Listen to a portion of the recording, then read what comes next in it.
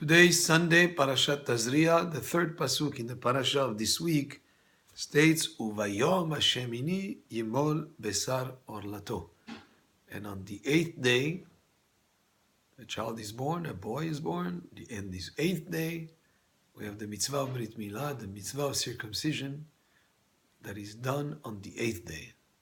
You should not do it earlier. You should not do it later. You do it specifically on the eighth day.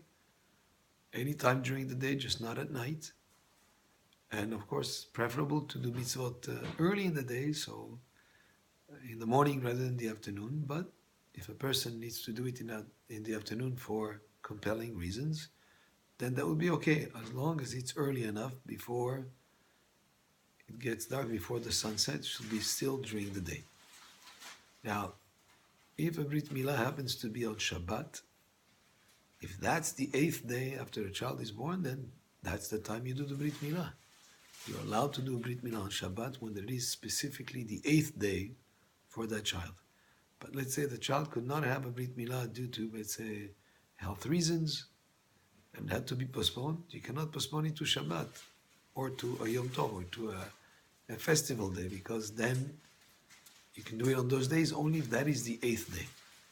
Now, there are situations sometimes that make the Brit Milah to be postponed. If a child is born ben hashmashot, between sunset and stars out, and we don't know what to define it. Is it the day before, or is it the day after? Let's say if he was born on Friday late afternoon, and almost night actually, was it night and it was be Shabbat, or was it still daytime? It was in the twilight period. Then we postponed the Brit Milah to Sunday. We cannot do it on Friday because maybe it's only the seventh day. We cannot do it on Shabbat because maybe that is the ninth day, because maybe the child was born really on Friday. And if you do it not on the eighth day, you're not allowed to do it on Shabbat. So therefore we postpone it to Sunday. What if Sunday is a Yom Tov, is a festival day?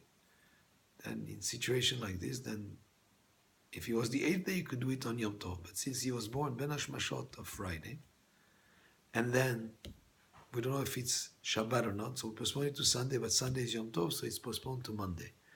What about if Sunday and Monday were both Yom Tov, like let's say Rosh Hashanah, Sunday and Monday?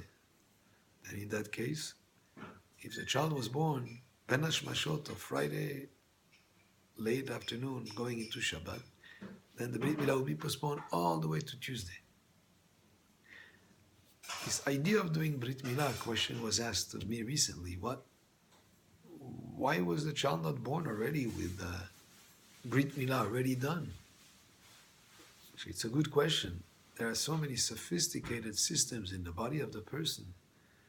How we do many, many things that we even sometimes take for granted that are incredible in terms of the way that they work. That foreskin that is on the Brit, that is cut, couldn't Hashem have created man already perfect that way? Why did he make the boy to be born that way for us to do the Brit Milah on the eighth day?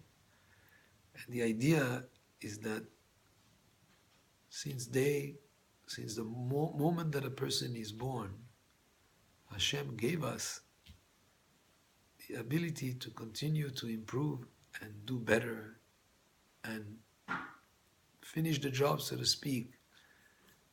We cut the piece of skin of the Brit Milah, and we make in doing so a statement that we are involved together with Hashem in making us, in continuing to improve ourselves, in continuing to do better, in continuing to fix whatever needs to be fixed. And that's a project for a lifetime, to continue to always improve and do better and fix and correct and do, and that's something for us to do. So that's why the mitzvah is given to the Brit Milah, and it's given as a sign of a covenant between us and Hashem, in a place that is so important for the continuation of future generations. In that place, Hashem wanted to the sign of a covenant, and He allowed us to participate and share in the making of man by doing that part, which is the Brit Milah. Baruch Adonai le'olam, Amen ve'amen.